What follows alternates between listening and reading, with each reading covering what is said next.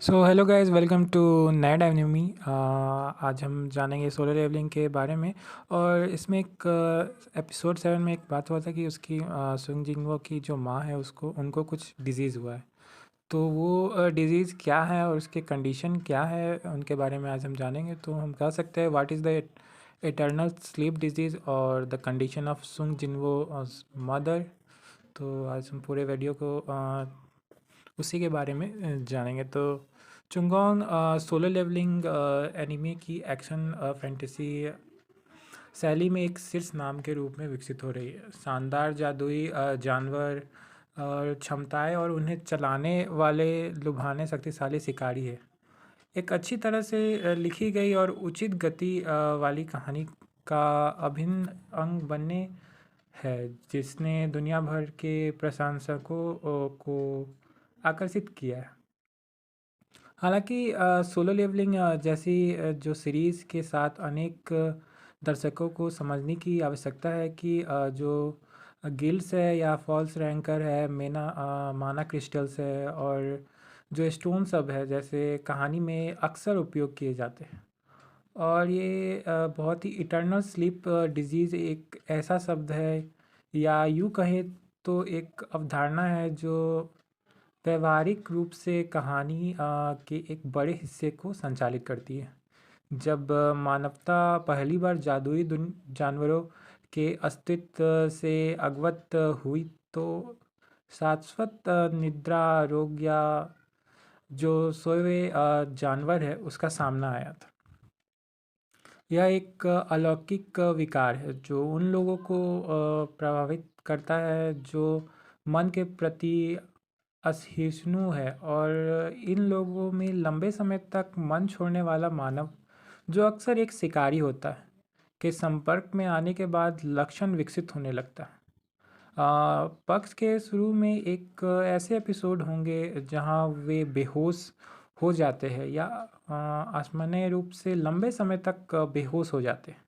जैसे जैसे बीमारी बिगड़ती है और प्रभाव बढ़ता है, पीड़ित अंततः दम तोड़ देता है और कोमा में चला जाता है, जैसे कि सुन जिन्हों की माँ भी चली गई है।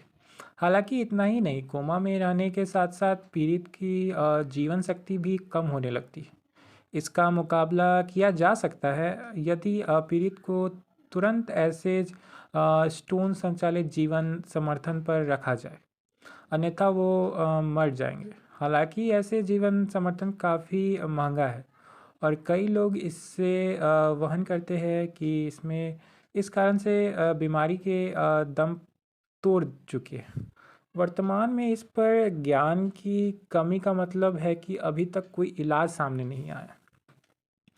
केवल एक निश्चित दुर्लभ वस्तु है जो जीवन का अमृत या जल कह सकते हैं, एक उपाय के रूप में खड़ा है। जिन दो लोगों को अमृत के उपयोग से ठीक किया गया है वे जिन्हों की माँ और यू जिन्हों के पिता है।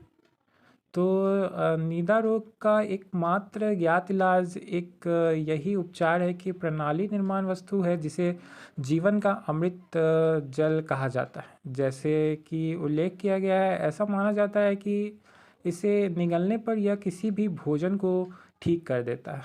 सुंग जिन्वो को इसका नुस्खा तब मिला जब वह दूसरी बार दानव महल में लौटे। हालांकि जिन्वो को जो कुछ भी दिया गया था उससे औषधि की केवल 6 बोतलें ही तैयार की गई थी। इसका तात्पर्य इसकी बहुत सीमित आपूर्ति से है। तो सोलो लेवलिंग जो सीरीज़ है, दो उदाहरण है जहां उन्होंने इसका उपयोग किया। पहले मूल समय रेखा में उसने इसका उपयोग अपनी माँ को ठीक करने के लिए किया और बाद में जिन्हों के पिता को भी। दूसरा, जब एक संशोधित समय रेखा बनाई गई तो पुनर्जन्म कब के लिए धन्यवाद, उन्होंने इसे गो गुन्हे पर इस्तेमाल किया। निष्कर्ष में, जैसा कि सोलो लेवलिंग एपिसोड 7 में देखा गया है, जिन्हों की माँ अंतः नींद की बीमारी से पीड़ित है जो उसकी प्रेरणा शक्ति के रूप में खड़ी है या उसे अपनी सीमाओं को आगे बढ़ाने में मदद भी करता है, इसके स्तर ऊपर उठने और औषधि के नुस्खे को उजागर करने के लिए प्रयास में और अधिक खोज के लिए प्रेरित करता भी है। फिलहाल उसे स्थिति का ताज़ा ज्ञान प्राप्त हुआ है और वह समझ रहा है कि क्या करने की आवश्यकता है। औषधि का वास्तविक अधिग्रहण कहानी में आगे बताया गया है।